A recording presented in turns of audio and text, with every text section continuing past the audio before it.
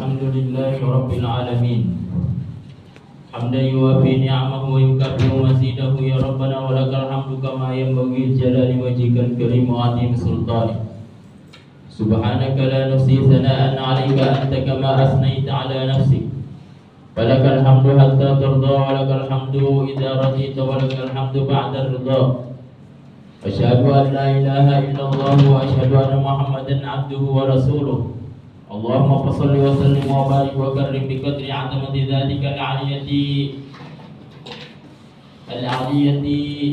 في كل لمحة ومن العباسة والزينة ما علمت على سيدنا ومولانا محمد صاحب التاج والمعراج والبراق والألم ودافع البلاء والوباء والمرض والألم جسمه مطهر معطر منور من اسمه مكتوب على اللوح والقلم شمس الضحى بدر الدجى نور الهدى مصباح الظلم سيدنا أبي القاسم سيدنا محمد بن عبد الله أبي القاسم سيد الكونين وشفيع الثقلين نبي الحرمين محبوب عند رب المشرقين والمغربين يا أيها المشتاقون لنور جماله صلوا عليه وسلموا تسليما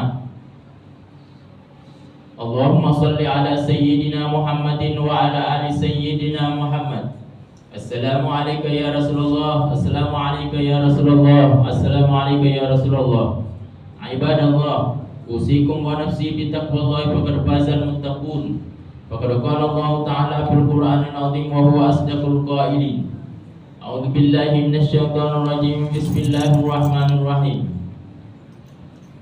إن عدة الشهور عند الله 12 شهرا في كتاب الله يوم خلق السماوات والأرض منها 4 حرم ذلك الدين القيم فلا تظلموا فيهن أنفسكم وقاتلوا المشركين كافة كما يقاتلونكم كافة واعلموا أن الله مع المتقين. Sidang jamaah Jumat rahimakumullah. Tema khutbah kita kali ini adalah hakikat penciptaan langit dan bumi dan manajemen pekerjaan. Allah berfirman dalam surat At-Taubah, Inna iddatasy syuhur, sesungguhnya bilangan tahun, bilangan bulan dalam setahun, fi kitabillah di dalam Al-Quran, isna asyara indallah, 12 bulan di sisi Allah, yakni Muharram, Safar, Rabiul Awal, Rabiul Akhir, Jumadil Awal, Jumadil Akhir, Rajab, Sya'ban, Ramadan, Syawal, Dzulqa'dah, Dzulhijjah. Yauma khalaqas samawati wal arda minha 4 hurum. Di hari penciptaan langit dan bumi itu, dari 12 bulan itu diambillah 4 bulan untuk penciptaan langit dan bumi. Yang mana itu 4 bulan? 4 bulan sebenarnya sudah terlewat, tapi masih ada 1 bulan belum terlewat. Yang mana terlewat? Dzulqa'dah bulan pertama penciptaan langit, Dzulhijjah bulan kedua, Muharram bulan ketiga, Rajab masih akan datang. Itulah 4 bulan diambil oleh Allah untuk waktu estimasi penciptaan langit dan bumi. Apa hubungannya dengan manajemen pekerjaan? Hubungannya sangat erat. Tidak kuasakah Allah menciptakan langit dan bumi?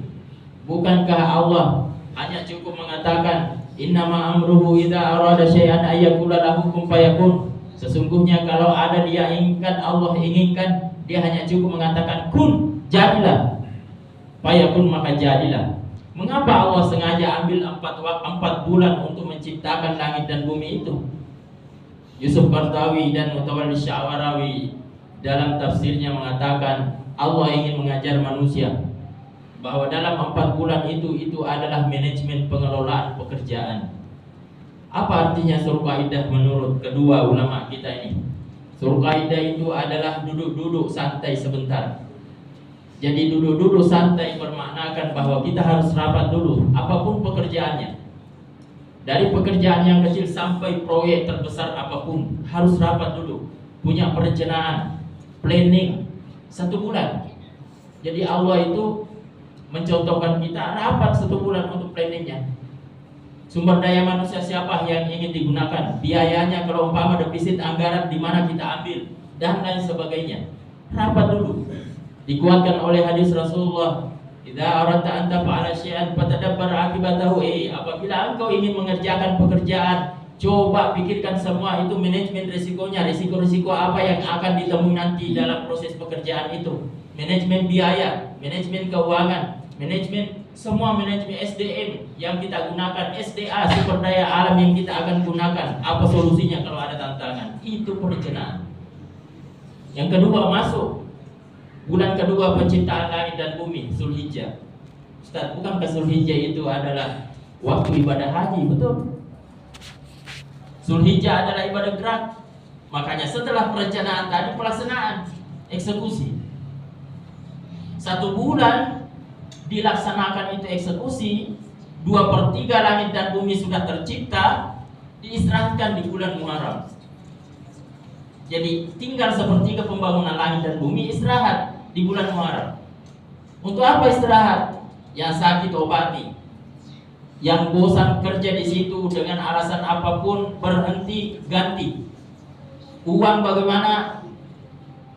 Carikan jalan keluar kalau dia kurang, dan lain sebagainya, dan lain sebagainya. Tahap evaluasi di bulan Muharram. Jadi bulan ketiga.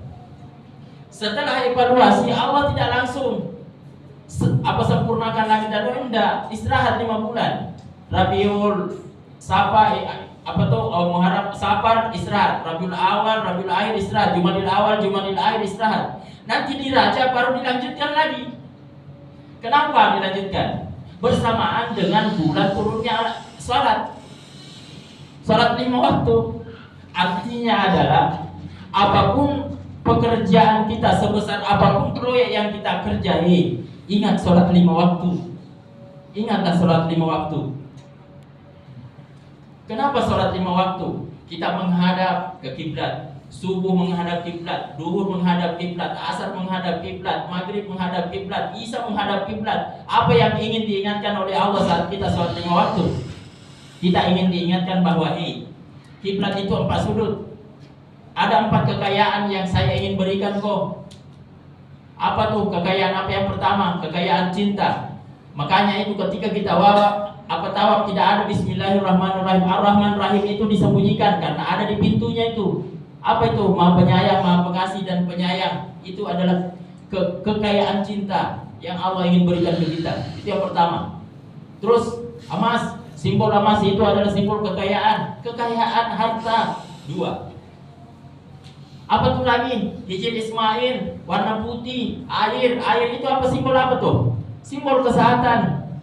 Makanya di rumah sakit itu pertama kali dimasukkan sesuatu adalah infus. Apa tuh infus? Air, simbol kesehatan. Sudah 3. Kekayaan cinta, harta, kesehatan. Terus waman dakhalahu kana aminan, barang siapa yang dekat tuh makam Ibrahim, saya kasih kekayaan keamanan. Maka 4 kekayaan ini yang Allah ingin berikan ketika kita sholat 5 waktu. Tak perlu ke dukun. Kenapa 4 kekayaan? Biar mencintai sekota pare-pare tapi tidak ada hartata. Terpinggirkan ki. Kaya ki lagi tapi banyak bombeta, tidak ada juga gunanya. Jadi 4 kekayaan ini Allah sempurnakan untuk kita. Apa? Hafizu ala sholawati wa sholatil wusta. Jagalah sholat 5 waktu. Ustaz, susah jadi sholat. Apa susahnya sholat? Apa susahnya sholat? Berwudu selesai, berdiri, Allahu Akbar, Allahu Akbar kabira, Allahumma ba'id dan lain sebagainya, tidak usah dibaca. Al-Fatihah aja baca, karena itu wajib.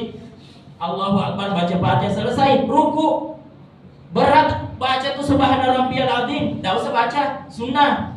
Sami Allahu liman hamidah, dibaca kayak itu Rabbana walakal hamdu hamdan thayyiban katsiran mubarakan minus samawati wa minul ardi wa minhu ma bainahuma wa minhu ma syi'ta min syai'in ba'du. Panjang, tidak usah baca, sunnah.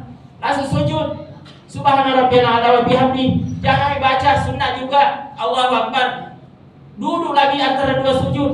Rabbi ghafirli warhamni wajburni warfa'ni wasubni. Tidak usah baca panjang, sunnah. Sujud, tidak usah baca, langsung tahiyat. Tahiyatnya apa? 2, syahadat. Asyhadu an la ilaha illallah wa asyhadu anna Muhammadar Rasulullah. Allahumma sholli alaihi. Selesai. Assalamualaikum. Selesai. mana saya sholat? Gampangnya pegang sholat. Hanya itu diminta Allah. Jadi dalam semua pekerjaan ingat sholat tak. Banyak sumbangan tak diperlihatkan jadi tapi kita tidak nikmati kalau tidak ada sholat. Karena sholatu miftahul khair. Sholat itu adalah kunci dari semua ibadah.